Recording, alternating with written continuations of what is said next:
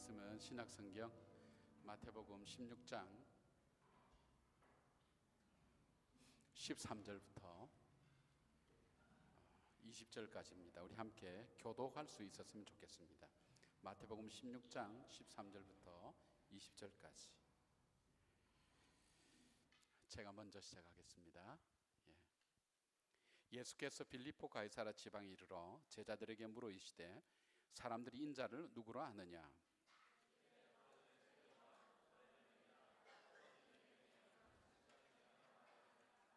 이르시되 너희는 나를 누구라 하느냐?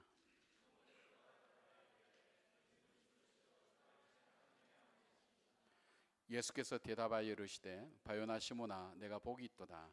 이를 내게 알게 하니는 혈육이 아니요 하늘에 계신 내 아버지시니라.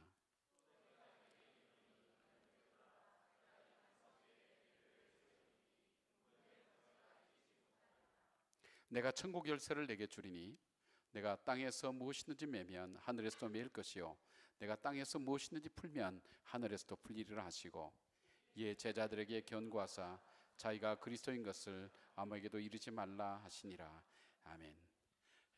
저희 교회 가면 주일마다 인사합니다. 좌우에 있는 분들에게 주님의 평강을 기원합니다. 그렇게 인사합니다. 왜냐하면 우리의 축복 중에 가장 큰 축복이 평강의 축복입니다. 그래서 지금도 여러분 좌우에 앉은 분들에게 주님의 평강을 기원합니다. 인사 좀 해주시기 바랍니다. 주님의 평강을 기원합니다. 그 다음 저희들이 격려합니다. 격려하는 인사를 합니다. 격려하는 인사가 이렇습니다. 기도하면 됩니다. 한번 해보시죠. 기도하면 됩니다. 기도하면 됩니다. 위로의 인사가 있습니다. 잘 되고 있습니다. 잘 되고 있습니다. 잘 되고 있습니다만 억양이 중요합니다. 잘 되고 있습니다 이러면 곤란합니다. 지금 우리가 어려운 것처럼 그렇게 보여줘도 하나님께서 우리의 삶을 인도해 가신다는 그런 말씀입니다. 저희 교회에 유치원이 있는데 한 4살짜리가 선생님 말씀을 너무너무 잘 듣습니다. 그래서 선생님이 궁금해서 물었어요. 얘야 너는 어떻게 선생님 말씀을 그렇게 잘 듣니? 그랬더니 이 아이가 어머니가 좋은 말씀 해주셨어요. 그랬어요. 그래서 이제 선생님이 궁금해서 어머니가 좋은 말씀 어떻게 해주시니? 그러니까 좋은 말 할 때 밥 먹어. 좋은 말 할 때 말 들어. 이 아이는 그것을 좋은 말로 그렇게 듣고 있는 거예요. 여러분 좋은 말 할 때 오늘 저녁도 잘 들으시기 바랍니다. 우리가 이 신앙생활을 하다 보면 신앙이 뭔지 믿음이 뭔지에 대해서 생각할 때 많은데 그래서 신앙과 믿음, 교회에 대한 부분을 우리가 오늘 저녁에 함께 생각할 수 있는 시간이 있었으면 좋겠습니다. 19세기 전으로 일본에서 영빈관을 건축하기로 그렇게 계획을 세웠습니다. 영빈관이라고 하는 것은 외국 사절이 오면 영접하는 곳이죠. 엠페리얼 호텔이라고 그렇게 불렀어요. 그 영빈관을 건축하려고 보니까 좀 더 잘 짓고 싶었단 말이에요. 그래서 미국의 현대 건축의 아버지라고 불리는 프랭클린 로이드 라이트라는 그 사람을 초청을 했어요.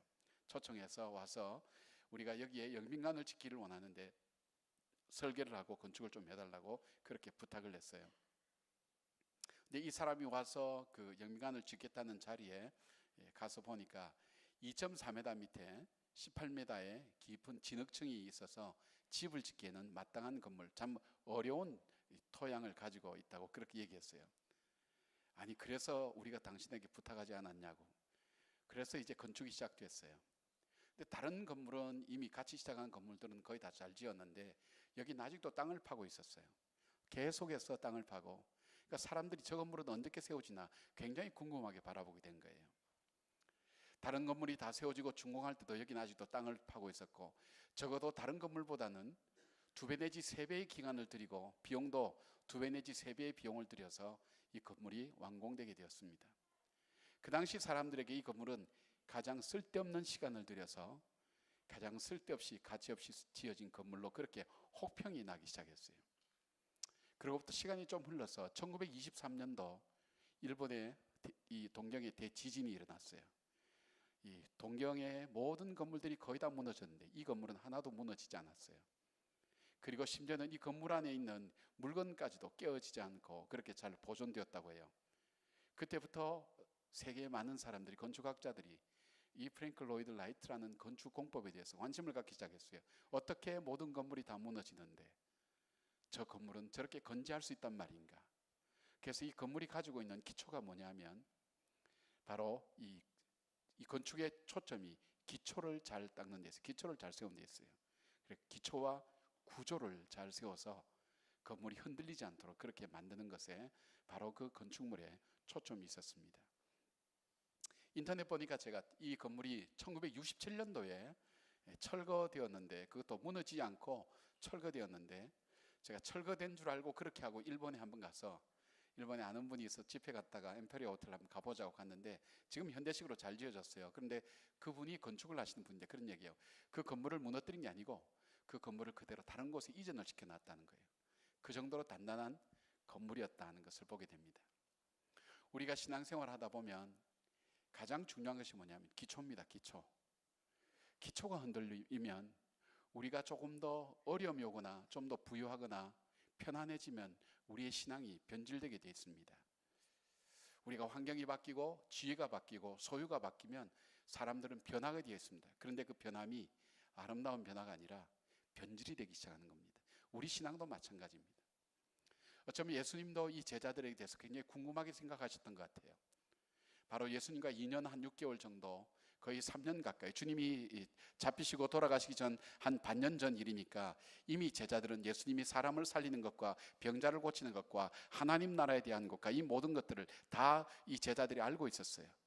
그리고 어쩌면 그 말씀에 감동도 받고 어쩌면 예수의 이름으로 귀신도 내어 쫓아보내고 병자도 낫게 하는 큰 역사를 이루어서 예수님이야말로 정말 자기들에게 대단한 존재라고 그렇게 생각하고 예수님을 믿고 왔던 중에, 이 가이사랴 빌립보라는 지방은 휴양 지방이에요.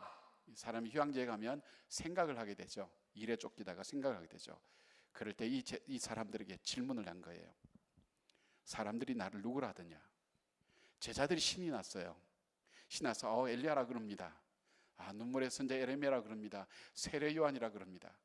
하여튼 자기들이 아는, 자기들 역사상 가장 위대했던 선지자의 이름을 들먹이면서 예수님이 그런 분이라고 막 얘기를 했어요. 근데 예수님은 그 말씀에 별로 관심이 없이 다음 질문으로 들어가셨어요. 그러면 너희들은 나를 누구라 하느냐? 그 질문을 던졌어요. 갑자기 제자들이 그 말문이 막혔어요. 예수님을 잘 아는 것 같았는데, 예수님에 대해서 자신을 했었는데 이 예수님이 나에게서 누군가 대답을 하지 못했어요. 어쩌면 오늘 밤 여러분에게 그 질문을 주님께서 하시는 거예요. 여러분이 신앙생활도 오래 하시고 예수님 때문에 헌신도 하시고 예수님 때문에 내 삶도 바꾸고 내가 내 인생의 가치관도 바꾸고 모든 것 바꿨는데 정작 너희는 나를 누구라 하느냐는 그 질문 앞에 여러분이 뭐라고 고백할 것인지, 주님께서 원하시는 바로 그 대답, 그것을 바로 베드로가 하게 된 거예요. 주는 그리스도시요 살아계신 하나님의 아들입니다. 그럴 때 예수님이 칭찬했어요. 바요나 시모나, 이를 너에게 알게 한 것은 너의 지식과 지혜에서 나온 것이 아니다. 위에 계신 하나님께서 너에게 가르쳐 주지 않으면 이 고백은 할 수 없다고 그렇게 얘기했어요. 자, 그렇다면 주님께서 원하시는 교회는 어떤 모습인가? 교회라 그럴 때 여러분이 건물을 얘기하는 게 아니에요. 건물도 교회라고 얘기할 수 있지만 어쩌면 교회라고 하는 것은 좀 저와 저 개인이 하나님의 전이라고 그렇게 생각할 수 있어요. 우리 자신이 교회예요. 하나님이 기뻐하시는 교회, 하나님이 기뻐하시는 공동체가 어떤 것인가?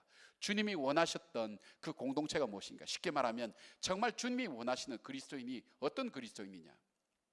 나 혼자 내 나름대로 잘 믿고 예수 잘 믿는 그것이 아니라 정말 그 주님이 정말로 원하시고 바라는 그런 그리스도인은 어떤 모습일까? 그것을 오늘 이 말씀 속에서 우리에게 전해주고 계세요. 믿음이라고 하면, 우리가 믿는다고 할 때는 두 가지가 성립돼야 돼요. 하나는 내가 믿음의 대상이 누군지를 알아야 돼요. 덮어놓고 믿는 게 아니에요. 내가 정말 믿는 분이 누군지, 어떤 분인지를 아셔야 돼요. 그리고 또 하나 있다면 내가 믿는 믿음의 내용이 뭔지도 아셔야 돼요. 내가 뭘 믿고 있는지. 어떤 학생에게 질문했어요. 얘야, 너는 너희 교회 가서 뭐 믿니? 그러니까 제가 저희 교회가 믿는 것을 믿어요. 그래. 그럼 너희 교회는 뭐 믿니? 그래. 제가 믿는 것을 믿어요. 너와 너희 교회는 뭐 믿니? 우리가 믿는 것을 믿어요. 내용이 아무것도 없어요. 어떤 분이 어떤 신학교에서 그런 문제를 냈다 그래요. 예수님은 누구신가? 아무리 생각해도 정리가 안 되거든요. 아무리 생각을 해도 정리가 안 돼서 예수님, 하나님은 다 아십니다, 그렇게 답을 적었어요. 근데 점수가 빵점이 나왔어요. 아니, 어떻게 이게 빵점이가? 자기보다 더 정확하게 대답할 이 정답은 없는데 정말 하나님 다 아시잖아요. 그렇게 갔더니 교수님이 채점을 이렇게 놓은 거예요. 모든 것 다 아시는 하나님 100점, 그것을 모르는 학생 빵점, 이렇게 대답하는 거예요. 우리가 예수를 잘 믿지만, 믿는다고 얘기하고 교회 생활에 익숙해지지만 정말 내가 무엇 때문에 예수를 믿는지, 정말 주님께서 원하시는 신앙생활이 뭔지에 대해서 우리가 알지 못한다면, 우리는 어쩌면 마태복음 25장에 나오는 양과 염소처럼 내가 주님이 굶주릴 때, 주님이 외로울 때 내가 함께하고 주님을 감옥에 있을 때 돌아보았지만 나는 너희를 알지 못한다고 그렇게 이 얘기 들을 수 있다는 거예요. 심판날에. 그렇다면 주님이 기뻐하시는 교회는 어떤 교회일까? 주님이 원하시는 교회는 어떤 교회일까? 여기에 너는 나를 누구라냐 할 때, 이 너라고 하는 것은 주는 그리스도시오 할 때, 주는 그리스도 할 때, 주라고 하는 것이 퀴리오스라고 하는 주인이라는 뜻이 아니에요. 수라고 하는 헬라어의 2인칭이에요. 당신은 나에게 있어서, 당신은 나에게 있어서 그리스도십니다. 이 고백이에요. 주님이 원하셨던 가장 주님께서 기뻐하시는 신앙인, 주님께서 기뻐하시는 교회의 첫 번째 요소는 바른 신앙 고백이 있는 교회예요. 바른 신앙 고백이 있는 그리스도인이에요. 그 바른 신앙 고백이 뭐냐? 주는 그리스도십니다. 이 말은 뭐냐면 당신은 나에게 있어서 그리스도십니다. 그래요. 여러분, 1인칭과 2인칭은 구속력이 있어요. 자, 여러분, 시리아의 난민들 그 사진 여러분 보셨죠? 어린 꼬마가 엎드려져서 해변가에 그렇게 죽어 있는 사진 여러분 보셨죠? 기억나세요? 그거 보시고 어떤 마음 들어갔어요? 그리고 깨서 살포해서 죽어가는 어린이들, 코에서 피를 토하고 죽어가는 아이들 보면서 여러분 어떤 마음 들어갔어요? 지금도 시리아 난민들이 배를 타고 가다가 배가 파손한 바람에 죽어가고, 그 사람들이 고통 중에 있고 먹지도 못하고 어린아이들이 질병으로 죽어가고 있는 그 상황들, 굉장히 마음에 괴로울 거예요. 그런데 그것이 너무나 괴로워서 여러분 잠을 자지 못한다거나 밥을 먹지 못한다거나 그런 분 계세요? 시리아의 난민들만 생각하면 나는 잠이 안 와. 시리아의 그 어린이만 생각하면 나는 지금도 내가 밥을 먹을 수가 없어. 그런 분 계세요? 아마 제 생각에는 아무도 안 계실 거예요. 근데 만약에 그 시리아에 내 사랑하는 친척이, 형제가, 사랑하는 애인이, 사랑하는 아내나 남편이 그곳에 파견 나가 있다면 상황이 달라질 거예요. 그곳에 시시각각으로 뉴스에 관심을 기울여요. 그곳에 어떤 일이 일어났는지 보게 되는 거예요. 그 가족이 있는 그 지역에 이 가스가 살포되어서 많은 사람이 죽었다는 소식 들을 때 밤잠 이루지 못할 거예요. 그것이 관계라는 거예요. 관계. 예수님께서 묻는 것이 그거예요. 너는 나 때문에 어디까지 할 수 있느냐? 어디까지 갈 수 있느냐? 무엇까지 할 수 있느냐? 너 삶이 어떻게 변할 수 있느냐? 주님이 그거 묻는 거예요. 너가 나를 믿기 때문에 너 삶 속에 변화된 것이 무엇인가? 너의 유익을 위해서 그것이 아니라 너가 나 때문에 정말 네 삶에 어떤 영향을 받느냐? 주님 그걸 묻는 거예요. 그때 주님께서 찾으시는 것은 바른 신앙 고백이에요. 주님이 칭찬하시던 바른 신앙 고백이 뭘까요? 당신은 나의 그리스도입니다. 그 고백이에요. 주님이 칭찬하셨어요. 이것이 바른 신앙 고백이에요. 여러분, 그리스도라는 것은 여러분이 잘 알잖아요. 그리스도는 기름 부음을 받다라는 의미예요. 기름 부음을 받다. 크리스토스, 이래서 기름 부음을 받다. 유대 나라에, 이스라엘 나라에 자기의 생활과 직접적으로 영향이 있는, 바로 그 직종에 있는 그 직업을 세울 때는 양각 나풀에 기름을 세워서 머리에 부어서 세웠어요. 그것이 제일 먼저 왕을 세울 때 머리에 기름을 부었어요. 자, 이스라엘 사람들이 무슨 생각을 했냐면 우리가 이렇게 계속 열방 가운데 당하고 희생을 당하는 것은 우리를 통치할 왕이 없어서 그렇다고, 정말 우리에게 왕다운 왕, 우리를 통치하고 우리를 지켜주고 보호해주고 우리가 그에게 예배하고 경배할 수 있는 그런 진정한 왕을 달라고 하나님께 간구했어요. 그래서 하나님께서 허락하신 것이 왕이었어요. 그러나 이스라엘 백성들이 왕을 경험하면 경험할수록 다윗 이후에 정말 왕다운 왕을 볼 수가 없었어요. 그 왕은 연약했어요. 자기를 지킬 수가 없었어요. 적국이 쳐들어왔을 때 지킬 수가 없었어요. 정말 자기가 경배할 만한 가치가 있는 그런 존재로 여겨지지 않았어요. 그래서 이스라엘 백성들이 하나님 앞에 그렇게 기도했어요. 하나님, 우리가 원하는 참된 왕을 주십시오. 정말 그를 경배할 만한 가치가 있는 분, 그리고 우리의 모든 것을 다 드려도 아깝지 않을 그분, 그리고 그분은 우리를 지켜주시고 보호해 주실 바로 그 왕을 우리에게 보내주십시오. 그렇게 그들이 기도하며 탄식하기 시작했어요. 그 다음에 그들에게 또 하나 생활과 직접 연결되는 것이 이 제사장을 세울 때입니다. 제사장, 양각 나팔에 머리를 부어서 기름을 부어서 머리에 붓는 이 제사장은 백성들의 죄와 삶의 여러 가지, 이 삶에서 일어나는 여러 가지 삶 가운데서 바로 그 죄를 갖고 오면 이 제사장은 그들 대신해서 양이나 비둘기나 소나 이런 것들을 가져다가 잡고 피를 흘려서 번제를 드려서 하나님과 이들과의 관계를 원활하게 다시 회복시켜주는 역할을 하는 거예요. 살다가 삶의 무게에 지치고 힘들고 어렵지만 바로 제사장에게 바로 이 양을 가지고 가고 비둘기를 가져가면 그 제사장은 그것을 잡아서 이 죄를 사해주고 하늘로부터 자유함을 바로 이 사람들에게 선포해주는 그 제사장이었어요. 그런데 이 제사장이 자유함을 준 제사장이 아닌 거예요. 정치와 결탁해서 바로 이 제사장 정치와 결탁해서 성전에 돈 바꾸는 것도 성전 안에서 바꿔야 되고, 자기들이 갖고 있는 흠없는 바로 그 율법의 그 조항을 들어서 흠이 없는 양을 바쳐야 된다고 그러면서 자기들이 갖고 온 것보다는 제 성전에서 파는 양을 가지고 성결하고 흠없는 양이라고 인정하면서 장사를 하기 시작한 거예요. 제사장이 자기의 삶의 문제를 들어주는 것이 아니라 자기 삶의 무게를 더 어렵게 만드는 그 제사장, 그러면서 이 이스라엘 백성들이 그런 기도했어요. 하나님, 진정으로 우리의 죄를, 우리의 삶의 아픔과 삶의 무게를 정말 덜어줄 수 있는 그 제사장을 보내주세요. 그렇게 기도하기 시작했어요. 그리고 또 하나 선지자가 있었어요. 선지자를 우리는 예언자라고도 얘기하죠. 예언자는 미리 예자도 있지만 맡을 예자도 있어요. 하나님 말씀을 맡아서 우리가 인생의 삶을 산 동안 삶의 갈림길 속에 어디로 가야 될지 알지 못할 때 우리에게 진리의 길, 바른 길을 알려주셔서 우리로 하여금 바르게 갈 수 있는 바로 그런 선지자를 우리에게 알려주세요. 하나님의 뜻이 무엇인지 우리에게 바르게 말씀해 주시고 그 말씀대로 우리가 순종하고 따라갈 수 있는 하나님의 말씀을 전해 주실 바로 그 선지자를 보내주세요. 그런데 이 선지자는 자기 지식으로 전하는 거예요. 자기 이익을 따라 전하는 거예요.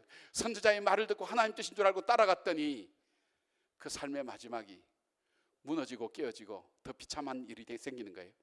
그래서 이스라엘 백성들이 기도했어요. 하나님, 우리에게 정말 하나님 말씀을 맡고 하나님 말씀 우리에게 전해줄 그 제사장을, 그 선지자를 보내주세요. 그것이 이스라엘 백성들의 한 맺힌 기도였어요. 근데 하나님께서 약속하신 거예요. 이 세 가지 일을 함께 할 수 있는 한 분을 보내주시겠다고.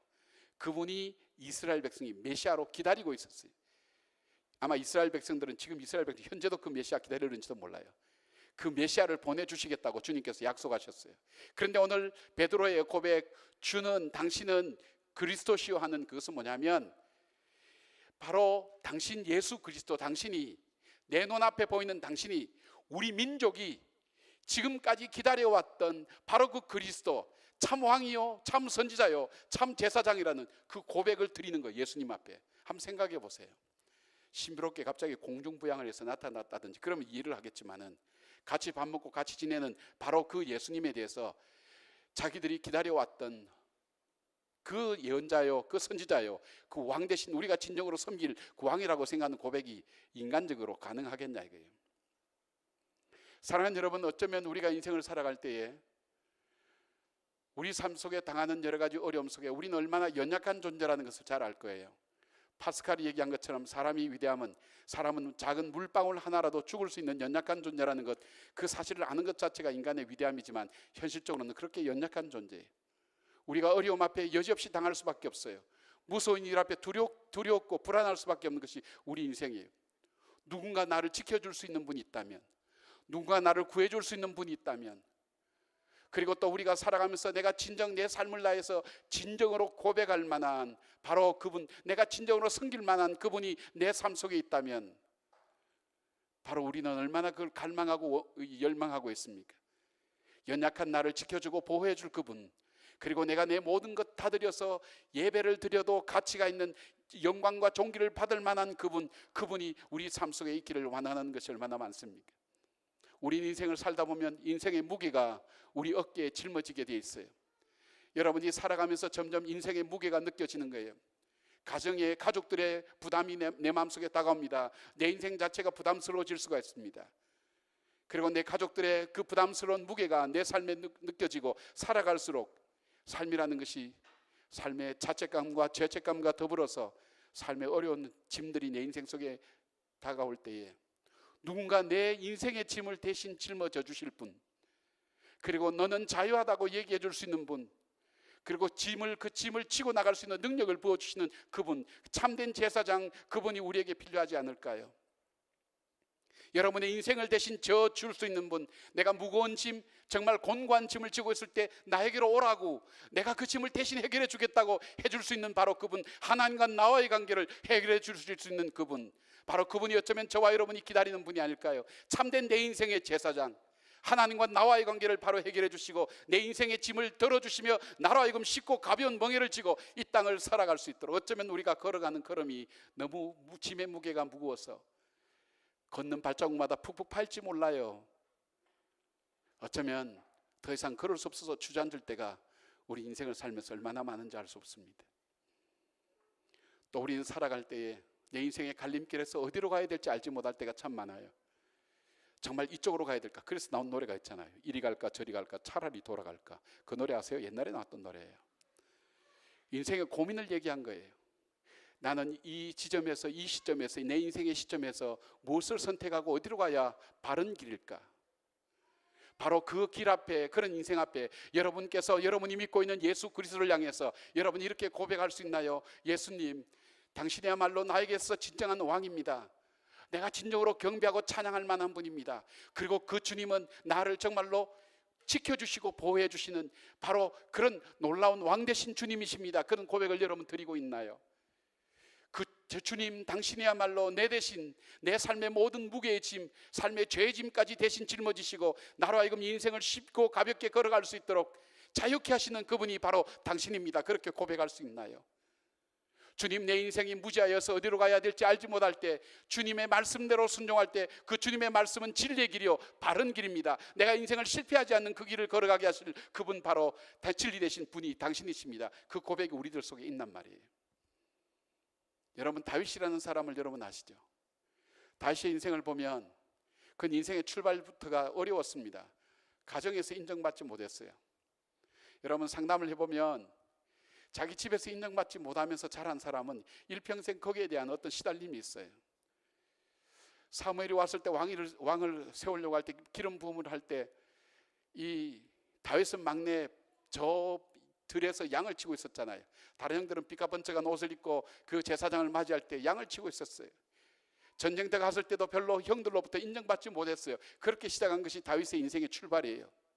그가 골리앗을 넘어뜨렸어요. 민족적인 영웅이 되었어요. 그럼에도 불구하고 자기의 장인어른 되는 그 왕에 의해서 쫓겨서 10여 년간 그는 쫓겨다녔어요. 자기 보는 앞에서 아내를 빼앗겨서 다른 남자에게 시집 보내는 걸 봐야만 했어요.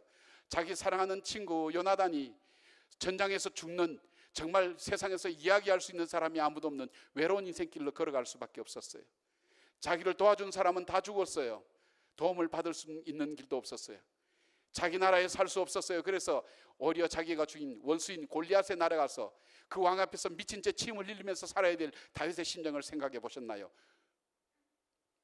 뿐만 아니에요. 왕이 될 수 있다고 기름 부음을 받아놓고 10여 년 동안이나 왕이 되기는커녕 시련과 고난의 날만 계속해서 그 삶 속에 다가왔어요. 시시각각으로 자기를 죽이는 사울의 추격대에 의해서 그는 쫓기는 도망자의 인생을 살았어요. 여러분, 도망자의 인생을 한번 살아보셨나요? 그가 왕이 되었어요. 왕이 되었을 때 자기 큰아들이 배다른 막내 여동생을 범했어요. 그러니까 그 오빠 되는 둘째 압살롬이 자기 큰형을 죽여버렸어요. 그리고 망명을 떠났어요. 하루아침에 다 죽게 됐어요. 그리고 그 아들을 돌아오게 만들었어요. 돌아왔지만 그 아들은 결국 그 아버지를 배신하면서 반란을 일으켰을 때 다윗은 밤중에 머리를 풀어헤치고 신발도 신지 못하고 왕궁을 빠져나와서 도망갈 수밖에 없는 신세가 됐어요. 한번 여러분 인생의 길을 한번 이렇게 한번 경험해 보신 적 있나요? 살아오면서 그 인생 앞에 이렇게 여러분 어떻게 설 수 있을까요? 제가 지금 이렇게 바로 서 있는 것은 이곳이 단단한 곳이기 때문에 바로 서 있을 거예요. 이곳이 물렁만 늪 같은 것이면 제가 계속 비틀비틀거릴 거예요. 내 인생을 바치고 있는 바로 이 바닥이 단단하지 않으면 바로 서서 걸어갈 수가 없는 거예요.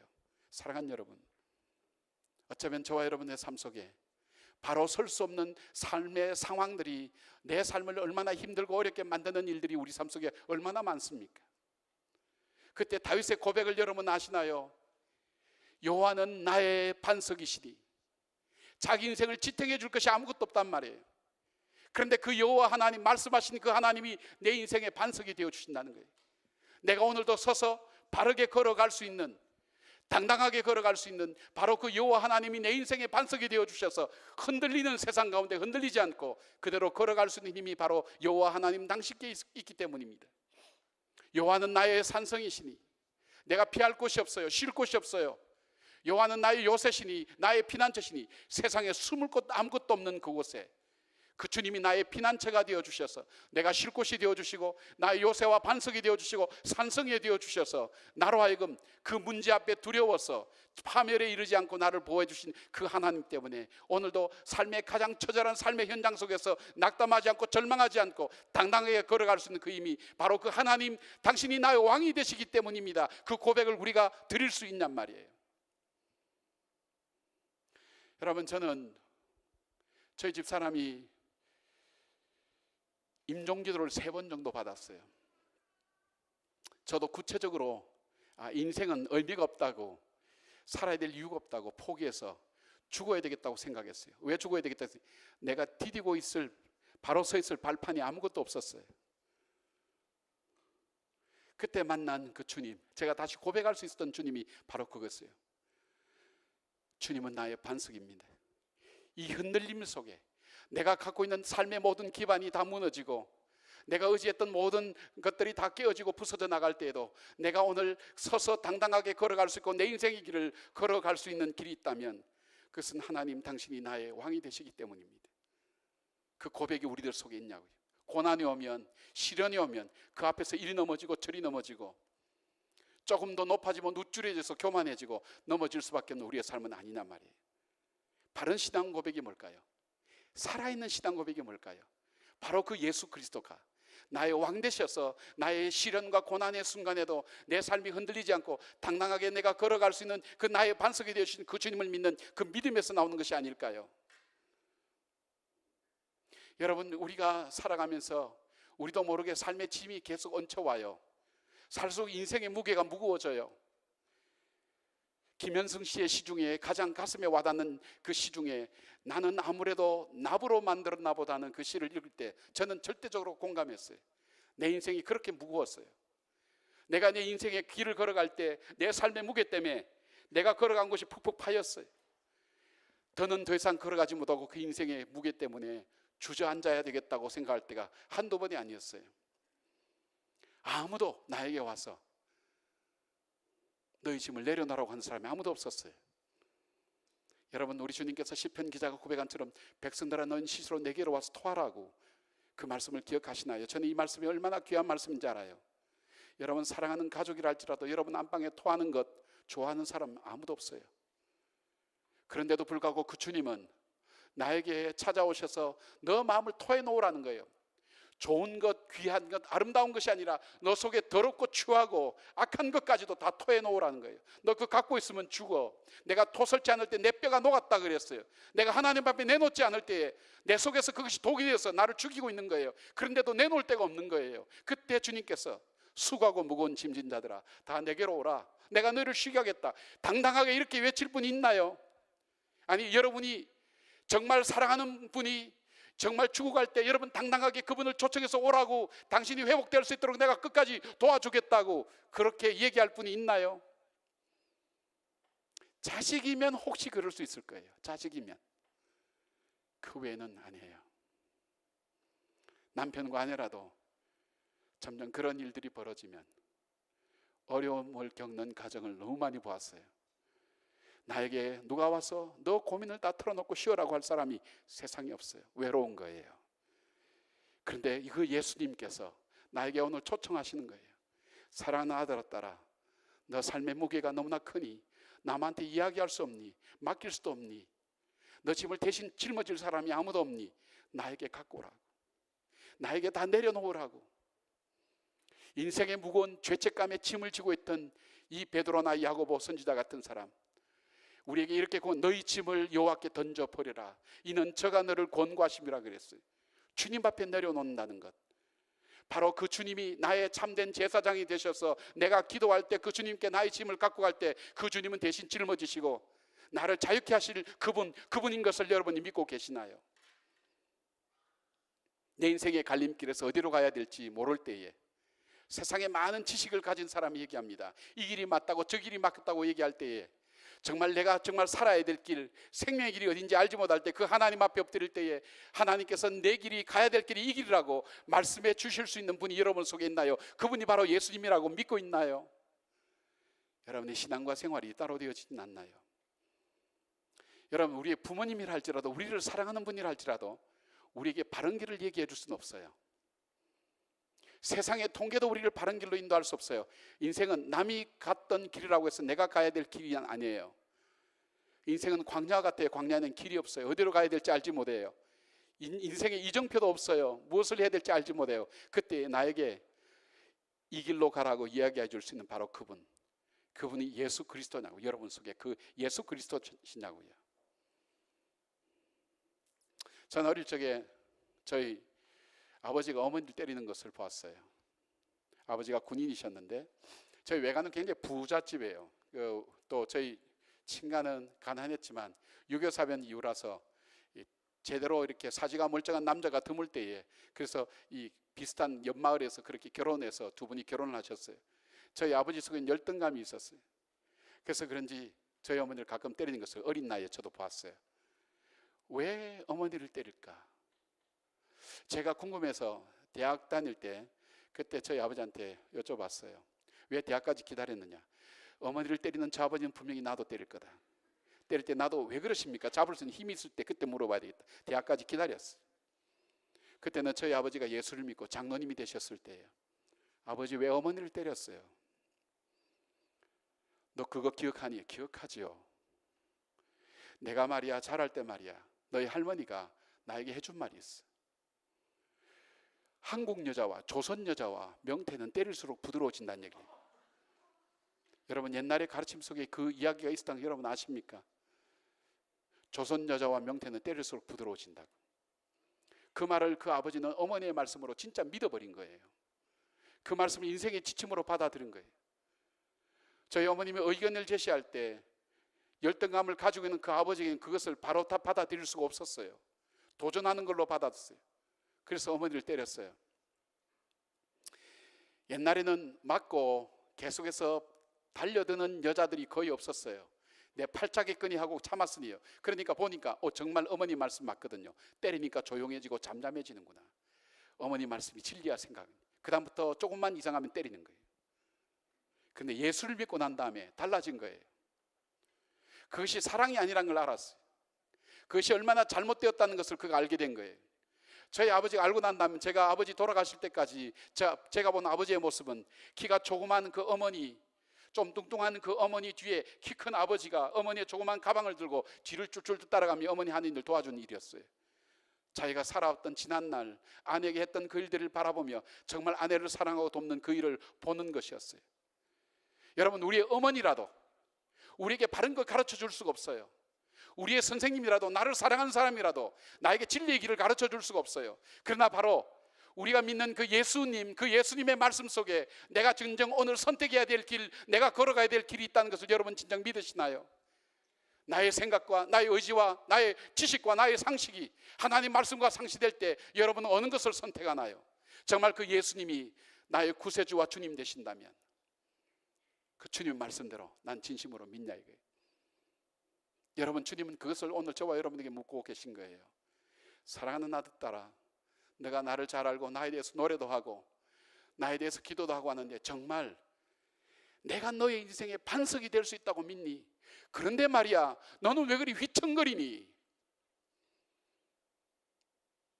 너는 왜 이렇게 중심을 못 잡니? 나를 반석이라고 너 믿는다며, 나를 산성과 요새라고 믿는다며, 그런데 너는 왜 그렇게 두려워하니? 너는 나의 목자라는 것을 믿는다면서 너는 왜 그래 방황하니? 왜 그래 알지 못하는 미래에 대해서 두려움을 가지고 그렇게 했니? 왜 너는 너의 삶의 짐을, 무거운 마음의 짐을 짊어지고 그토록 고통당하며 한 걸음 한 걸음 고통스럽게 걸어가고 있니? 내가 너에게 말했잖아. 내가 오라고, 너의 짐을 나에게 맡기라고, 나에게 다 던져버리라고, 십자가 밑에 다 던져버리라고 내가 그렇게 얘기했는데 너는 나를 믿고 있지 않는 거야. 입으로만 믿는 거예요. 관념적으로만 믿는 거예요. 삶 속에 정말로 그렇게 믿고 있냐고요. 사랑하는 여러분, 주님께서 기뻐하신 것은 정말 그 주님이, 그 예수님이 나의 왕이요, 나의 선지자요, 나의 제사장이라는 사실을 믿고 왕 대신 주님 앞에 내가 진정한 예배를 드리고, 그리고 왕 대신 그 주님이 나를 보호해 주시고 나를 인도해 주실 걸 믿는 그 믿음, 삶 속에서 믿는 그 믿음, 주님은 그것을 보기를 원하시는 거예요. 그것이 삶의 신앙 고백이에요. 내 인생에 무거운 짐을 질 때 나 혼자 해결하려고 바둥거리지 않고 주님 앞에 자꾸 대화하는 거예요. 저는 하나님과 기도할 때 뭐 거룩하시고 높고 존귀하신 하나님 이렇게 하는 것도 있지만은 더 중요한 건 생활 속에 자꾸 내 문제를 토스해요. 제가 그 문제에 빠지지 않아요. 제가 심각하고 어려울 때는 저 자신도 그걸 어떻게 컨트롤할 수 없지만 하나님 앞에서 그것까지도 다 내어 고백해요. 하나님, 이거 제가 감당할 수 있는 문제가 아니에요. 어떻게 하면 좋죠? 계속해서 주님 앞에 내 문제를 토스해요. 왜요? 제사장 되신 주님께서 내 짐을 대신 져주신다고 약속했으니까 이것이 내 문제가 아니라 주님 짊어지실 거라고. 그리고 또 하나가 있다면 주님의 말씀이 진리라는 것. 내가 이 시대 속에 어느 길로 가야 될지 알지 못할 때, 세상 사람들은 다 이야기할 때도 하나님의 말씀이 아니면 안 가는 거예요. 하나님의 말씀이 맞으면 세상 사람들이 다 아니라고 해도 그 말씀이 맞는 거예요. 하나님 말씀이 아니라면 세상 사람들이 다 맞다고 해도 그 길이 아닌 거예요. 여러분은 그 삶의 기준을 갖고 계시나요? 이 말씀 앞에 서나요? 자, 이런 것을 진심으로 믿는다면 이 믿는 사람이 보여주는 삶의 모습은 하나님 말씀을 열심히 봐요. 하나님 말씀을 진심으로 연구를 해요. 하나님 말씀을 묵상해요. 왜요? 성경은 하나님께서 우리에게 하나님이 어떤 분인가 하는 것을 말씀해 주시는 거예요. 내 인생의 길이 어렵습니까? 인생 길을 해결하기 위해서 여기저기 찾아다니는 것이 아니라 호세아 선지자처럼 우리가 여호와께로 돌아가자. 그는 인생 역사의 가장 혼란의 시기에 이스라엘 백성들에게 역사가와 전문가와 그리고 정치가와 여러 가지 사회 분석가가 있는 그 가운데서도 호세아가 얘기했던 것은 여호와께로 돌아가자. 저를 힘써 알자 그랬어요. 여호와를 힘써 알자. 나의 삶의 반석 되시고 왕이신, 나의 삶의 제사장 되시는, 내 삶의 그리고 진정한 나의 선지자 되시는 그 주님을 우리가 힘써 알자. 하나님에 대해서 알기를 위해서 애쓰는 거예요.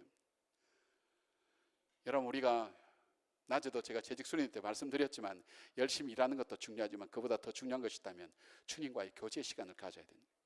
주님을 더 힘써 알아가는 거예요. 정말 이 믿음의 고백이 있는 사람이 있다면 하나님을 알아가기 위해서 여러분께서 하나님 말씀을 묵상하는 거예요. 정기적으로 읽는 거예요. 계속해서 그 말씀을 내가 깊게 묵상하고 하나님이 어떤 분인가 알아가는. 그래서 이렇게 찬송할 거예요. 주 예수를 깊이 아는 놀라운 그 은혜, 하늘나라 즐거움이 매일 새롭도다. 주님을 알아가는 그 기쁨이 충만한 거예요. 주님, 나의 왕이신 주님, 나의 제사장이신 주님, 그 제사장인 주님 앞에 내 삶의 문제를 가지고 주님 앞에 내어놓습니다. 그냥 연불하듯이 그냥 그렇게 하는 것이 아니라 실제 살아계신 그 주님 앞에 내 삶의 문제를 가지고 주님, 이 문제 어떻게 할까요? 여러분에게 잠깐만 눈 감아 보실래요? 잠깐만 눈 감아 보세요. 이 앞에 칠판이 몇 개 있는지 여러분 아십니까? 칠판 한 번만에 맞출 수 있는 분 한번 떠서 보세요. 칠판이 몇 개 있나? 물론 이 뒤에는 두 개가 더 숨어 있어요. 그렇지만 전체적으로 두 개라고 볼 수 있죠. 쉽게 여러분 볼 수 있죠. 근데 왜 이게 안 보였을까요? 관심이 없으면 안 보여요. 여러분 한번 테스트 해보세요. 이게 프레임 이론에 나와요. 관심이 없으면 안 보여요. 내가 나에게 관심이 있는데 하나님께서 나에게 역사하시고 하나님이 행하신 일을 볼 수가 없어요. 하나님은 지금도 나와 함께 동행하시고 나를 위해서 일하시는데 그 하나님을 볼 수 없은 거예요. 그러니까 두려운 거예요. 무서운 거예요. 어린아이 신앙이 그런 거예요. 하나님 말씀을 열심히 공부하고 알아가는 것. 그래서 내 삶 속에 자아관과 세계관과 가치관의 변화를 통해서 내 삶 속에 인생의 목표가 달라지고 삶을 해석하는 기준이 달라지고 그리고 나로 하여금 살아가는 삶의 태도가 변화되는 그런 삶의 역사가 어디서부터 오는가? 하나님 말씀, 하나님 알아가는 데 있어요. 그러니까 하나님 말씀을 열심히 하는 거예요. 여러분이 정말 그 주님을 나의 주님으로 믿는다면, 나의 구세주와 주님으로 믿는다면 여러분은 하나님 말씀 앞에 날마다 서셔야 돼요. 말씀 묵상하시고. 왜요? 하나님을 알아가는 그 은혜가 우리 속에 있어야 되니까요. 자, 두 번째, 주님이 원하시는 교회. 주님이 원하시는 교회가 어떤 교회일까요? 바로 주님이 주인이신 교회예요. 쉽게 말씀드리면 내 교회를 세우리니 그랬어요. 베드로야, 너희 신앙 고백 위에 내 교회를 세운다. 나의 교회를 세운다는 거예요. 주님의 교회라는 거예요. 자, 그러면 내 자신이 주님의 성전이라 그랬죠. 고린도서에 보면 바울이 그랬죠. 너희는 너희 몸이 주님의 전인 것을 알지 못하느냐 그랬죠. 내가 교회예요. 내가 교회인데 주님이 원하시는 교회, 주님이 원하시는 교회가 뭐냐? 주님이 주인인 거예요. 그렇다면 내가 내 인생의 주인도 내가 아닌 거예요. 내 삶의 주인도 내가 아닌 거예요. 나에게 주신 모든 것도 내 것이 아니에요. 우리는 청지기라 그랬죠. 주님께서 빌려주신 거예요. 내 것처럼 사용할 수 있도록 빌려주신 거예요. 그런데 청지기와 주인의 차이는, 청지기는 반드시 정산을 한다는 것, 그 때와 시는 주인의 뜻에 달려있다는 것. 여러분, 내 생명이 내 것이라면 내가 내 마음대로 할 수 있어야 돼요. 하나님께 주신 물질이 내 것이라면, 하나님 주신 자녀가 내 것이라면 내가 내 마음대로 할 수 있어야 돼요. 하나님 주신 건강이 내 것이라면 내 마음대로 할 수 있어야 돼요. 그러나 내 마음대로 할 수가 없는 거예요. 내 의지와는 상관없어요. 저에게 권사님 한 분은 돈을 많이 벌었어요. 굉장히 많이 벌었어요. 건축업을 하면서 밤마다 돈을 세는 게 즐거움이었다 그래요. 어느 날 부도가 나면서 자기가 그렇게 안 먹고 안 입고 모아놨던 그것에 빨간 딱지가 붙기 시작하면서 정신적으로 감당 못해서 돌아버린 거예요. 그리고 그때 청력 2개가 다 나가버렸어요. 너무 충격을 받아서 청력이 다 사라졌어요. 그리고 하나님 앞에 다시 신앙을 회복하고 간절히 기도했어요. 하나님, 한쪽 귀만이라도 들리게 해주세요. 정말 한쪽 귀만 돌아왔어요. 저를 만나면 그래요. 목사님, 제가 그때 기도 잘못했어요. 양쪽 귀 다 들리게 해주세요. 그런데 한쪽 귀만, 그냥 아쉬워서 한쪽 귀만이라도 돌아오겠어요. 그런데 이분은요, 물질관이 달라요. 물질에 대해서 생명 걸지 않아요. 생명 걸어봤거든. 내 것이 아니란 걸 알게 됐거든. 여러분, 우리 생명이 우리 것입니까? 우리 교회 있는 장로님 한 분은 여보, 나 다녀올게에서 나가서 출근했어요. 현장을 돌다가 돌이 묻어진 바람에 바로 그 자리에서 세상을 떠나셨어요. 갔다 올게 했던 그분이 장례식장에 계신 거예요. 여러분, 그 사람이 저와 여러분이 되지 말라는 법이, 언제 어디서 그 사람이 되지 말라는 법이 있나요? 오늘 저녁에 잘 때 내일 아침에 일어날 거라고 보장받고 일어난 사람이 누가 있나요? 내가 오늘 밤 자면 내일 아침에 일어날 거야, 그렇게 확신을 갖고 있는 사람이 있나요? 반복되니까 자연스럽게 이것은 당연한 것이라고 생각하는 거예요. 절대 내 것 아니에요. 제가 아는 자매, 대학에 있을 때 내가 만났던 자매 하나는 교회 나오라니까 제가 조금만 더 있다 갈게요 하는데 20살 되는 아이가 길 가다가 심장마비로 죽었어요. 이런 예 얼마든지 볼 수 있어요. 지금도 여러분의 병원에 가면 여러분보다 더 젊은 사람, 여러분보다 더 잘난 사람, 그리고 그 속에서 장례 지킨 사람이 얼마든지 많은지 몰라요. 내 생명 내 것 아니에요. 그렇다면 나에게서 신앙 고백은 뭘까요? 주님, 내 것이 아닙니다. 주님의 뜻대로 쓰십시오. 주님의 것으로 내 삶을 드렸던 사람, 그 사람들이 바로 하나님의 역사를 써갔던 사람들의 삶이었습니다. 물질도 건강도 내 생명도 내 삶도 내 것이 아니에요. 주장하지 않는 거예요. 우리나라에 가면 저기 금산이라는 곳, 그쪽으로 가면 정읍고 옆에 금산이라는 곳으로 가면 거기에 금산교회라는 교회가 있어요. 이 금산교회는, 금산은 옛날에 여기에 이 금이 많이 난다고 해서 전국에 사람들 많이 모였고 여기에 마방이 있었어요. 마방이라는 것은 뭐냐면 사람이 지방에서 말을 타고 서울로 올라갈 때 중간에 말이 쉬어가고 먹을 수 있는 그런 여관 같은 곳, 요즘 말하면 호텔 같은 그런 곳이 바로 그곳에 있었어요. 사람들이 많이 모였어요. 그곳에 데이트 선교사라는 분이 1900년도 조금 지나서 데이트 선교라는 분이 그 지역에, 금산 지역에 가장 그 독지가인 조덕삼 씨라는 사람을 찾아가서 복음을 전하기 시작한 거예요. 이분이 그 복음을 받아들였어요. 예수 그리스도를 나의 구세주와 주님으로 받아들였어요. 그러니까 그가 주일마다 자기의 집을 내어주어서 자기 종들부터 마을 사람들 예배 드릴 수 있는 그 처소로 그 자기의 집을 내어줬어요. 예배를 드리기 시작했어요. 그 예배 드리는 교인들 중에는 자기의 종이었던 바로 이자익이라는 청년이 있어서, 이 청년은 저 남해 출신이에요. 경상도 사람인데 남해 출신인데 그가 부모를 잃어버리고 과로서 살다가 먹고 살기 전전긍긍하다가 이 금산에 와서 이 조덕삼씨 집에 가서 이 사람의 말을 끌어주고 이 집에 일하는 종으로서 이 집에 취직하게 된 거예요. 거기서 살게 된 거예요. 이 사람도 교회 나오게 된 거예요. 자, 교인들이 점점 성장하고 많아지니까 바로 이 데이트 선교사님이 장로를 뽑기로 했어요. 장로. 근데 이 조덕삼씨가 자기 땅을 내어서 교회를 지었어요. 바로 이 기역자 교회를 지었습니다. 니은자 교회라 그러죠. 남자와 여자가 따로 앉아 있는 건물. 여러분 가시면 한번 방문해 보세요. 그 교회가 아직도 지금 있어요. 방문해서 이쪽에서 이쪽에 이 선교사님만 볼 수 있도록 그렇게 만들었어요. 남녀가 따로 앉아서 여기 칸막이 있다는 거 똑같은 거예요. 이쪽은 여자, 이쪽은 남자. 저만 볼 수 있는 거예요. 특히 여자들은 또 가려져 있었어요. 잘 보지 못했어요. 그런 교회였어요. 장로 투표를 했는데 전부 다 조덕삼씨가 될 줄 알았죠. 왜냐하면 그 집에서 잠자리를 제공해주고 그리고 먹을 것도 주고 그 다음에 그 집에서 돈을 내어서 그리고 그 교회를 지었고, 그러니까 뭐든지 그 사람이 장로일 때 뜻밖의 누가 됐냐면 이자익이라는 청년이 장로로 선출된 거예요. 데이트 선교사님의 기록에 하면 그 순간 자기는 얼어붙는 것 같고 이제는 이 교회는 끝났다고 생각했다는 거예요. 아, 이제 끝났구나. 더 이상 이 교회는 존재할 수 없구나. 저 조덕삼씨가 가만히 있을 리가 없다고.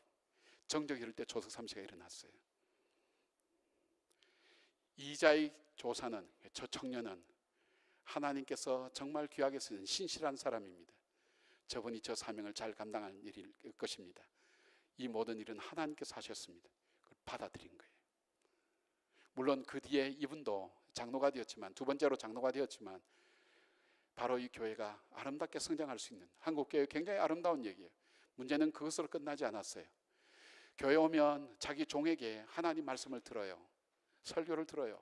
그리고 집에 가면 이 이자익 청년은 자기 집의 종이었어요. 그런데 이 조덕삼씨가 자기의 사비를 들여서 이 이자익 청년을 평양신학교에 신학 공부를 시키게 합니다. 그리고 이분이 평양신학교 가서 계속해서 사비를 들여서 지원해 줄 때 자기는 자기 고향에 학교를 짓습니다. 학교를 지어서 일제시대 때 한글을 가르치고 역사를 가르치고 성경을 가르치는 학교를 지어서 하게 된 거예요. 그리고 이자익 청년이 목사 안수를 받고 왔을 때 자기 교회 담임 목사로 받아들였어요. 그리고 그 이자익 청년을, 그 목사님을 자기 교회 담임 목사님으로 섬겼어요. 조덕삼씨는 비교적 일찍 세상을 떠났어요. 근데 여러분, 이자익 이 목사님은 한국 역사상 3번이나 총회장을 역임하신 분이에요. 합동측과 통합측이 갈라지기 전에 3번이나 통회장을 역임하신 분이고 대전신학교를 세우신 분이에요. 2000 몇 년동안 이 이자익 기념관이 대전신학교 세워졌을 때 그 손자들을 초청했어요. 손자 중에는 그 키스트의 교수를 했던 그 이규환 장로님이라고 계세요. 그리고 조덕삼씨의 손자는 누가 하면 여러분 잘 아는 조세영 씨예요. 주일대사 지내고 국회의원 지냈던 조세영 국회의원이에요. 그 두 분을 초청한 거예요. 두 분 초청해서 그 후손들이 있을 때 이 이규환 장로님이 조덕삼씨의 그 손자되는 조세영 장로님에게 고개를 숙이고 큰절을 하면서 우리 할아버님이 좋은 주인을 만났습니다. 우리와 같은 박수가 있었다고 그래요. 그 뒤에 이규환 장로님은 이분이 그 키스트의 교수인가, 키스트일 거예요. 교수로 우리나라 화학 분야의 아주 권위자였어요.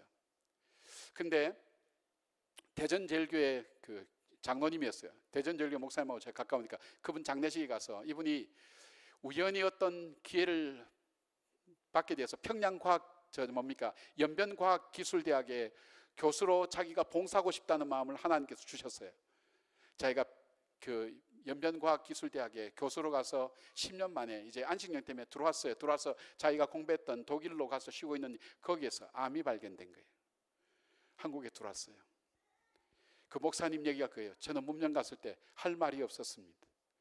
내가 이토록 하나님 앞에 헌신하고 하나님께 이렇게 최선을 다해서 주님을 섬겼는데 주님께서 나에게 왜 이런 잘못된 병을 나에게 주셨을까요? 이런 질문 앞에 자기는 무엇을 대답해야 될지 자기는 알지 못했다는 거예요. 그런데 뜻밖의 대답이 나왔어요. 우리 하나님은 정말 놀랍습니다. 저에게 주신 생명이 여기서 끝날 줄 알고 주님은 내 인생이 그냥 값없이 끝나도록 하지 않기 위해서 내 마음을 감동시키셔서 저 연변과기대 가서 저들에게 복음을 전하게 하셨고 저들에게 하나님을 알게 하셨고 제 삶을 사용하셔서 하나님께서 귀하게 사용하시게 된 다음 그리고 오늘날 돌아와서 나에게 이제 생명을 거두어 가실 준비를 나에게 알려주신 것입니다. 하나님 은혜 놀랍고 감사합니다. 이 모든 것이 하나님께 영광 돌립니다. 뜻밖의 대답을 듣고 이 목사님 오셔서 충격을 받은 거예요. 진정한 그리스도인이라는 게 뭘까? 천국의 소망을 가진 분이 뭘까? 진정한 청지기가 뭔가에 대한 생각을 했다는 거예요. 내 인생이 내 것이 아니라는 거예요. 여러분, 내 인생이 내 것이 아니라면 우리는 어떻게 살아야 될까요? 저 여러분의 고백 속에 하나님께서 기쁘시게 받으시는 고백이 뭘까요? 너는 내 것이야. 너는 내 것이야. 내가 나의 교회를 세우리니 주님이 세우고 싶은 교회가 바로 여러분이에요. 그렇다면 여러분 속에 끊임없이 우리가 고백되어질 고백이 뭘까요? 주님, 내 생명은 내 것 아닙니다. 내가 가지고 있는 모든 건 내 거 아닙니다. 내 가족도 내 것 아닙니다. 저는 결혼만 하면 자녀가 저절로 나온 줄 알았어요. 자녀를 잃어보고 오랫동안 자녀가 없으면서 생명도 하나님 주신 선물이에요. 저희 교회는 자녀 없는 가정들도 적지 아니에요. 10년, 10몇 년 만에 아이를 갖는 가정도 있어요. 그 사람들의 철저한 고백이 그거예요. 목사님, 생명이 절대 내 것 아닙니다. 중간에 자녀를 잃어버린 부모도 있어요. 그분들의 고백도 슬픔을 넘어서서 그들의 고백이 뭐냐, 신앙적으로 성숙했던 그분들이 나는 이때까지 내 자녀가 내 것인 줄 알았습니다. 내 것 아닙니다. 여러분 삶 속에 내가 주님의 것입니다. 주님께서 내 삶을 허락해 주셨습니다. 그 진정한 고백이 있다면 저희들 삶 속에서 이 고백을 드리고 살아야 되지 않을까요? 이 고백을 드리는 사람의 삶은 어떤 삶일까요? 제일 먼저 이 사람들은 예배가 달라집니다.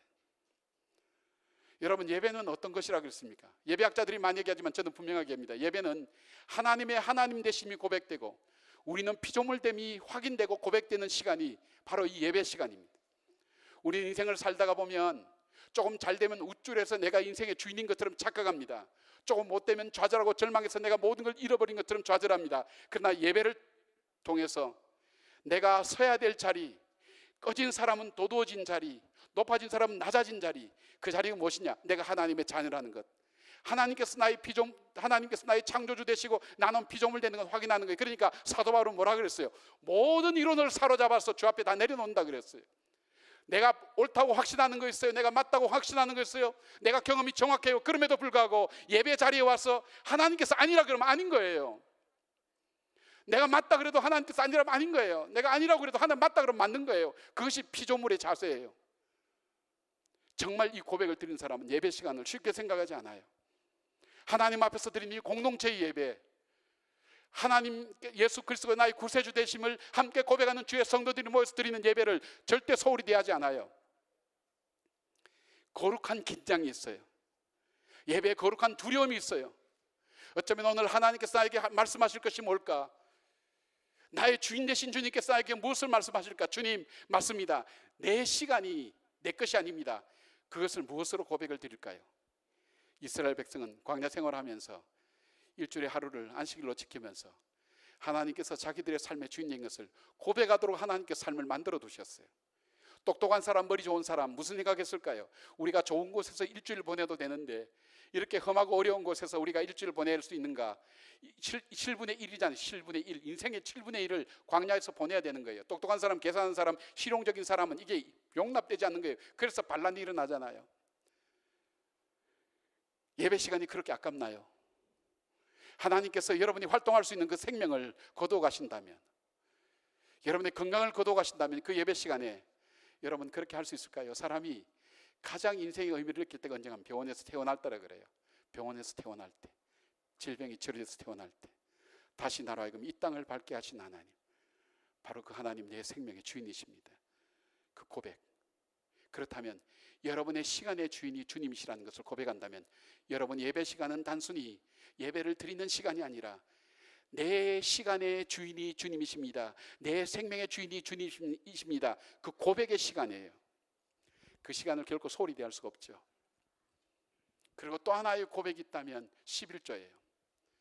11조에 대한 논란이 많아요. 특히 우리 젊은이들 사이에 많다고 생각해요. 열의 하나를 구별하여 하나님과 그 구약에만 드리는 것이라고 생각하지만 11조는 돈이 아니에요, 여러분. 열의 하나는 기본이에요. 하나님께서 정한 물질의 기본이에요. 우리의 드림의 기본이에요. 기본이 뭐냐? 열의 하나를 구별하여 하나님께 드림으로 이 모든 것이 하나님께로부터 왔다는 그 신앙의 고백이 11조예요. 저에게는 11조 할 때 가끔 그렇게 해요. 돈을 내라 꺼내라 그래요. 그리고 돈을 붙들고 아예 아까워라 한번 외치게 해요. 여러분, 이 돈을 벌기 위해서 우리는 자존심 버렸어요. 우리는 돈을 벌기 위해서 잠을 못 잤어요. 이 돈을 벌기 위해서 우리는 내가 하고 싶은 건 하지 못하는, 여기 돈은 단순히 돈이 아니라 내 자존심이요, 내 시간이요, 내 노력과 내 정성이 들은 굉장히 중요한 물질이에요. 이것을 함부로 쓸 수가 없어요. 쉽게 번 사람은 쉽게 쓸 수 있을지 몰라도 정말 내가 정직하게 벌었던 이 돈을 함부로 쓸 수가 없어요. 굉장히 아까워요. 돈 있으면 할 수 있고 돈 없으면 할 수 없어요. 현실적인 문제예요. 그럼에도 불구하고 열의 하나를 구별하여 하나님께 드릴 때 주님, 이 모든 것이 아버지께로부터 왔습니다는 신앙 고백을 여러분 삶 속에서 무엇을 가지고 드릴 거예요? 물질 있는 곳에 네 마음이 있다 그랬어요. 그렇다면 나에게서 가장 소중한 이 물질을 열의 하나를 구별하여 드리는 것. 가끔 저에게 질문하는 사람들이 있어요. 목사님, 제가 21조를 이 교회는 크니까 21조를 저 작은 고향 교회에 보내면 되지 않을까요? 그때 저는 단호하게 아니라고 얘기해요. 그건 신앙 고백이 아닙니다. 당신이 그 물질을 그 교회에 보냄으로 내가 이 교회에 물질적으로, 그 다음에 이 교회가 유지되는 데 도움될 것이라는 교만한 마음이 여러분 당신 마음속에 숨겨져 있다고. 정말 하기를 원한다면 11조를 온전히 자기가 소속되어서 드리는 교회에 드리고 그 나머지 10의 9 가지고 그것 가지고 봉사하든지 섬기든지 사역을 하든지 그렇게 하시라고. 11조는 돈이 아니라고, 신앙 고백이라고. 저는 새롭게 생각을 하고 있어요. 우리 아이들에게 11조를 분명히 가르쳐야 돼요. 요즘 젊은 사람들은 헌금하지 않아요. 단순히 헌금이 아니라 삶의 고백이 없어요. 삶의 고백이.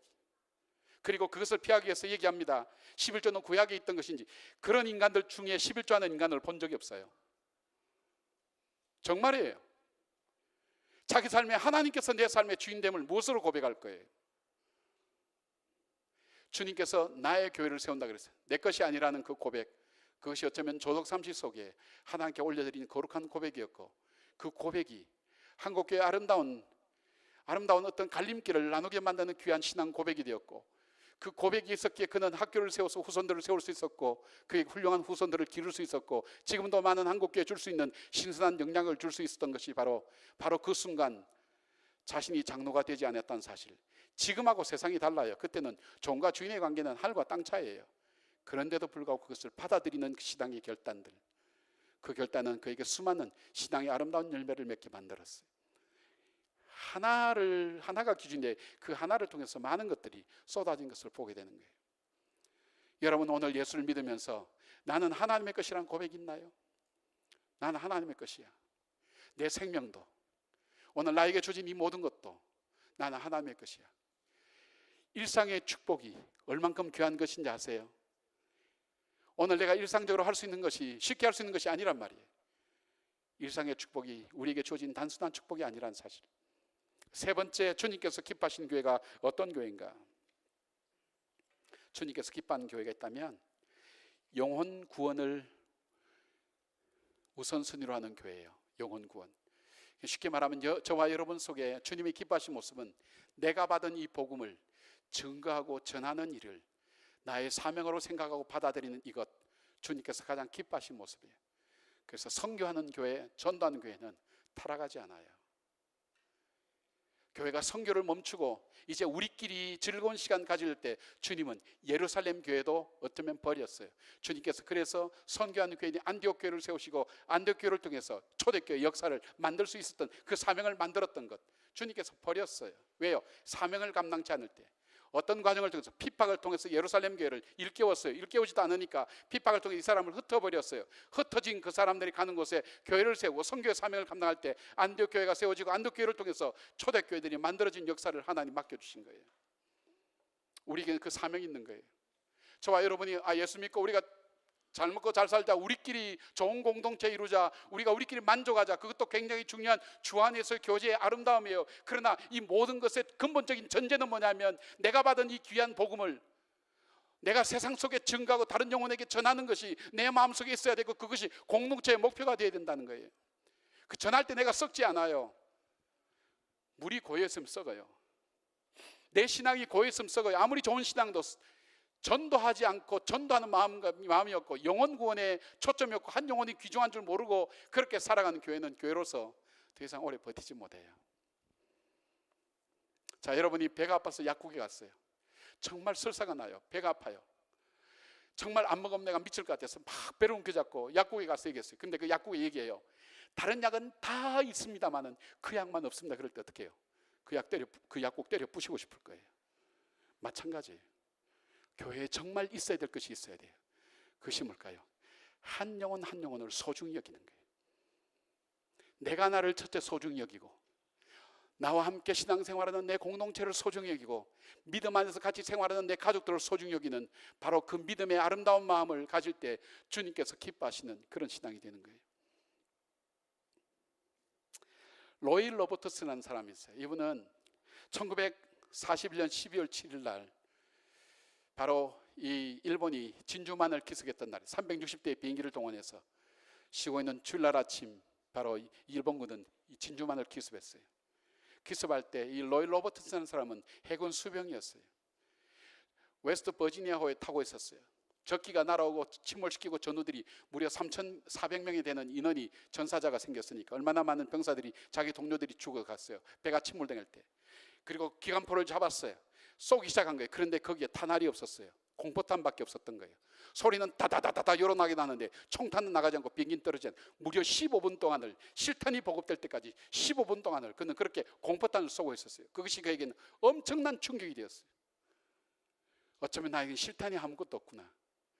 공포탄인 인생, 정말 적중해서 적을 무너뜨리지 못하는, 정말 실탄을 갖고 있는 공포만 겉모양 있는 그런 어떤 신앙이었구나 생각하고, 그가 제대를 하고 난 다음에 어떤 모임에 갔어요.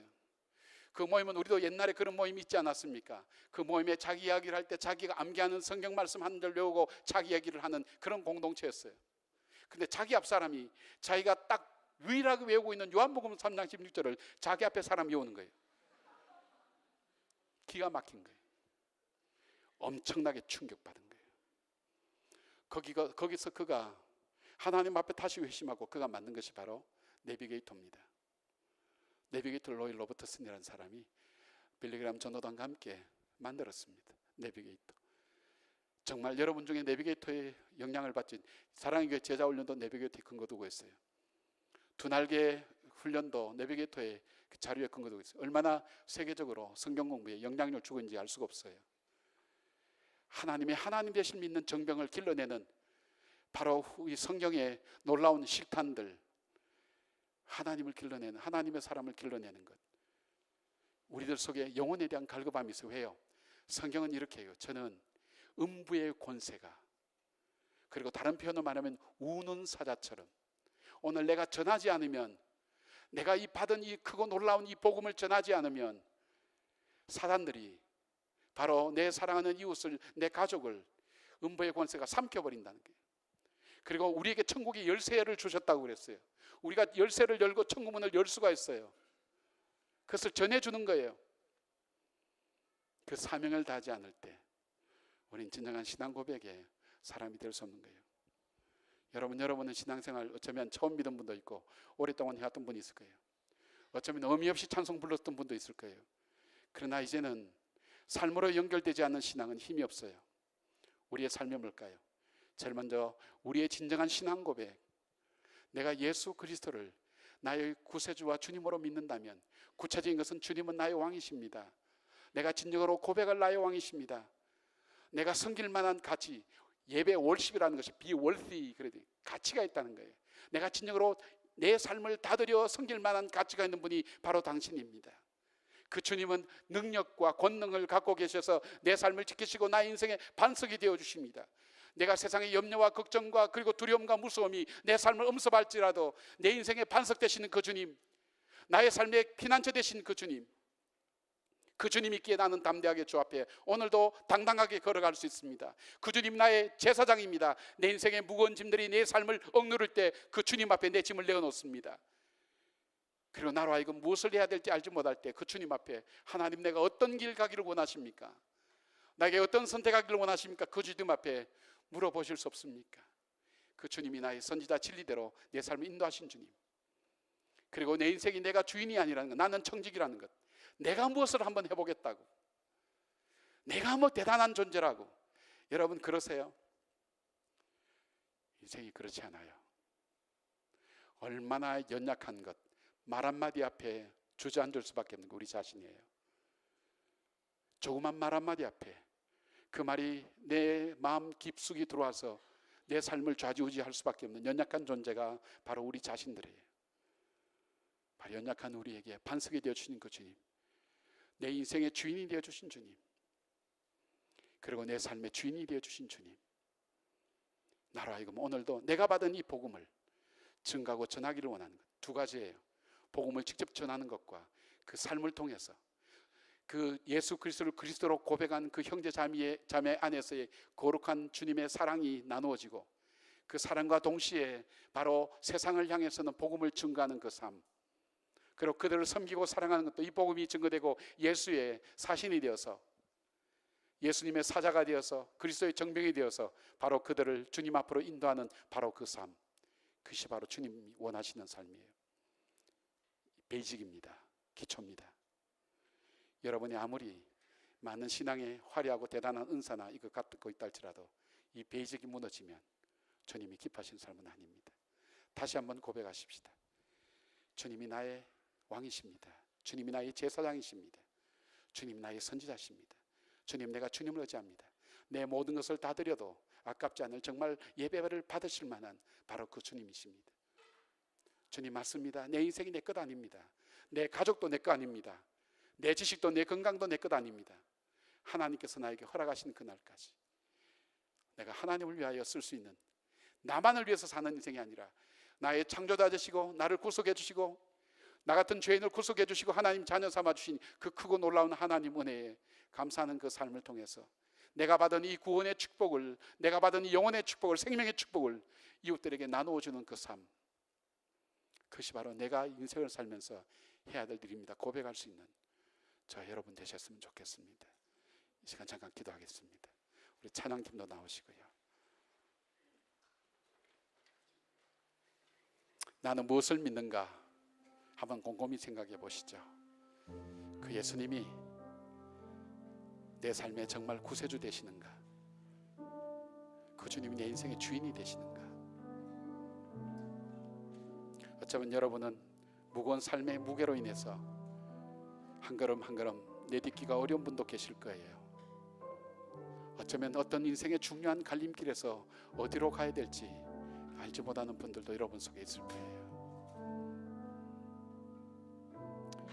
정말 누구도 믿을 수 없다고, 누구도 신뢰할 수 없다고, 어려움이 오면 그대로 어려움을 받는 것이 인생인 것 같다고, 정말 내가 오늘도 단단한 반석 위에 서서 걸어갈 수 있을까? 에브라함 링컨은 성공한 적이 없는 사람이에요. 단 2번 9살 때 파선당하고 12살 때 어머니가 돌아가시고 사랑하는 누나마저 죽고 첫사랑 실패해서 1년간 정신병원에 들어갔고 첫 사업이 실패해서 일평생 그는 빚을 갚아야 됐고 그는 계속해서 어떤 선거마다 다 떨어졌어요. 그가 대통령이 됐을 때 노예전쟁으로 인해서 그에게는 평안함이 없었어요. 그 과정에서 그는 사랑하는 처아들과 넷째 아들 잃어버렸어요. 자기도 흉탄해 그리고 세상을 떠났어요. 그러나 그가 그 실패 가운데서도 하나님께서 그 위대한 일을 할 수 있었던 것은 그에게 남겨준 그 어머니의 말씀, 지금도 링컨의 생각에 가면 시편 36편 32편 6절 공고한 자가 주께 부르짖음에 주께서 응답하신도다, 그 말씀을 의지하면서 그 말씀 앞에 눈물을 흘리며 맞습니다 주님, 내가 지금 이 상황에서 의지할 분이 주님밖에 없습니다. 주님이 나의 왕이십니다. 나의 구세주 되십니다. 주님, 내가 주님을 의지합니다. 내가 연약해지지 않겠습니다. 다윗처럼 쫓겨다니며 내 인생이 침을 흘리며 미친 채야 살아갈 수밖에 없는 그런 인생이라 할지라도 주님이 내 삶의 반석 되십니다. 여호와는 나의 목자시니 내가 부족함이 없으리로다. 내가 비록 사망의 음침한 골짜기를 다닐지라도 해를 두려워하지 않을 것은 그 주님께서 나의 지팡이와 막대가 되어주신다고 약속해 주셨습니다. 다윗은 그 인생의 마지막 요원을 일으켰습니다. 하나님, 내 인생을 돋는 아침 빛같이 인도해 주셨습니다. 캄캄하고 칠흑 같은 그 어두운 밤, 그러나 돋는 아침 빛처럼 빛이 비춰올 때 길이 보인 것처럼 내 인생을 그렇게 인도해 주셨습니다. 구름 없는 아침처럼 그렇게 인도해 주셨습니다. 아침에 눈을 뜨면 근심과 염려의 구름이 꽉 찬 내 인생 속에 주께서 구름을 거둬가 주신 바로 그 주님이셨습니다. 내 인생이 지치고 피곤할 때 단비를 내려서 그 단비 속에 비치는 광선으로 빛이 나는 내 인생을 빛나게 하신 그 주님, 그 주님의 인생이, 그 주님이 나를 그렇게 인도해 주셨습니다. 그 주님을 내가 찬양합니다. 그 주님 앞에 내 삶을 맡겨드립니다. 어쩌면 다윗의 고백을 오늘 이 시간 저와 여러분이 하나님께 드려보지 않을까요? 신앙생활은 관념이 아닙니다. 이론이 아닙니다. 삶입니다. 현실입니다. 하나님 앞에서 진실로 주님, 이 고난과 시련 앞에 내가 낙담하지 않겠습니다. 하나님 의지합니다. 주님이 나의 왕 되십니다. 나의 선지자 되십니다. 나의 제사장 되십니다. 내 짐을 주님 앞에 맡겨드립니다. 주님, 나를 받아주십시오. 여러분, 진실로 기도할 수 없나요? 진실로 하나님 앞에 여러분 마음을 내어놓을 수 없나요? 주님은 여러분의 마음을 토하라 그랬어요. 있는 걸 그대로 다 내놓으라 그랬어요. 아픔까지도 다 내놓으라 그랬어요. 내가 너를 위하여 십자가를 지지 않았냐? 이 시간 그 주님 앞에 마음을 다해서 기도해 보십시다. 무엇이든지 괜찮습니다. 하나님, 저는 하나님을 잘 몰랐어요. 저는 지금 진흙창을 헤매는 것처럼 헤매고 있어요. 제가 짊어지고 있는 짐이 너무 많아요. 벗어버리고 싶어요. 도망가고 싶어요. 때로는 죽고 싶어요. 내가 앞으로 무엇을 해야 될지 막막해요. 내 미래는 보장된 것이 없어요. 누군가가 내 삶을 이끌어주는 분이 있다면 주님, 주님께서 나의 목자가 되어주신다 그랬어요. 그 주님, 내 인생의 목자가 되어주세요. 다윗을 인도해 주신 것처럼 나를 인도해 주세요. 주님, 내가 주님을 신뢰합니다. 주님을 예배합니다. 주님을 찬양합니다. 우리가 주님 앞에 이 시간에 한 3분 동안 조용히 여러분 귀에 들릴 만한 소리로 조용히 주님과 대화를 나눠보십시오. 주님 앞에 기도해 보십시오. 여러분의 미래를 걸고, 여러분의 현실의 문제를 걸고, 여러분이 하나님께 드리고 싶은 그 마음을 이 시간 드려보십시오. 주님은 살아계신 분입니다. 이 자리에 임재하십니다. 함께 계시고 이런 마음을 어루만지신 분입니다. 우리가 기도할 때 들으신다 그랬어요. 내가 귀가 없는 하나님이 아니라 그랬어요. 듣는다고 그랬어요. 우리의 모습을 보신다고 하셨어요. 저들이 신음하고 고통하는 소리를 주님은 이 애굽 땅에 있는 이스라엘 백성을 보셨다 그랬어요. 들으셨다 그랬어요. 아셨다 그랬어요. 주님이 여러분 알고 계세요. 주님, 내 삶을 인도해 주십시오. 함께 기도하십시다. 주님 앞에 기도하십시다.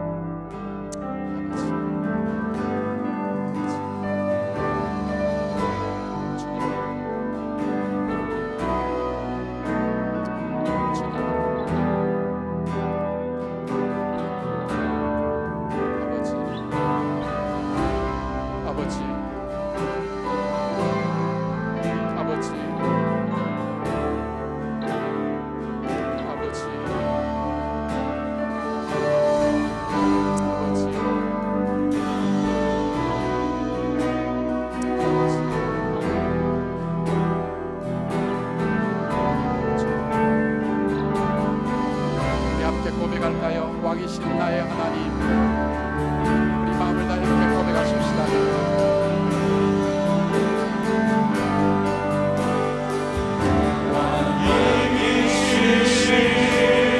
Oh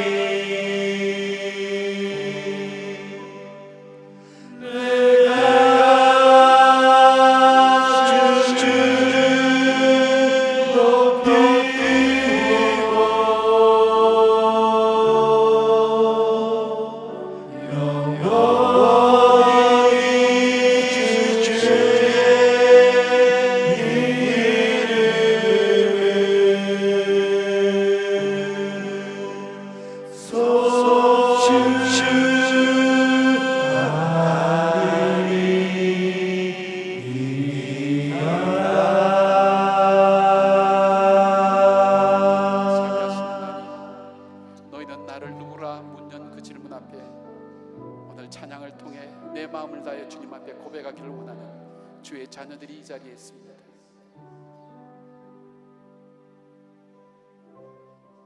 인생의 지침과 어려움 속에서 제자리에 서 있을 수 없을 정도로 마음이 흔들리고 삶이 흔들리는, 어디로 가야 될지 알지 못하는 당신의 자녀들이 이 자리에 있습니다.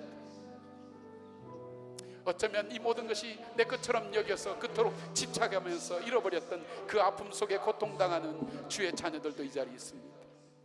주님, 이 시간 다시 한번 고백합니다. 주님은 나의 왕이십니다. 나의 제사장 되십니다. 나의 모든 짐을 대신 짊어져 주신, 지금 나의 인생의 짐을 짊어져 주시고 해결해 주시는 바로 그 주님 되십니다. 주님이 나의 선지자십니다. 주님 말씀하시옵소서. 제가 주의 말씀을 듣겠습니다. 주님의 말씀 따라 살겠습니다. 주님의 말씀은 내 발의 등이요 내 길의 빛이라고 했던 시편 기자의 고백이 나의 고백이 되게 하여 주시옵소서. 주님, 내 삶 속에 내가 받은 이 놀라운 복음을 증거하는 자로 살아가겠습니다. 나를 오늘도 살려주신 주님의 이유가 무엇인지 묻는 겸손한 질문과 하나님, 우리 삶에 하나님을 향해 던지는 진지한 질문이 우리 삶 속에 있게 하여 주시옵소서. 아버지, 오늘도 나에게 생명을 주신 이유가 무엇입니까? 나에게 오늘도 이 길로 인도하신 주님의 계획이 무엇입니까? 주님 말씀하여 주시고 깨닫게 하여 주시고 인생이 끝나는 날 후회함이 없이 아버지 나라에 갈 수 있도록 우리의 삶을 지켜주시고 보호하여 주시옵소서. 나의 왕 대신, 나의 제사장 되신, 나의 선지자 되신 예수 그리스도의 이름으로 감사하며 기도드리옵나이다. 아멘.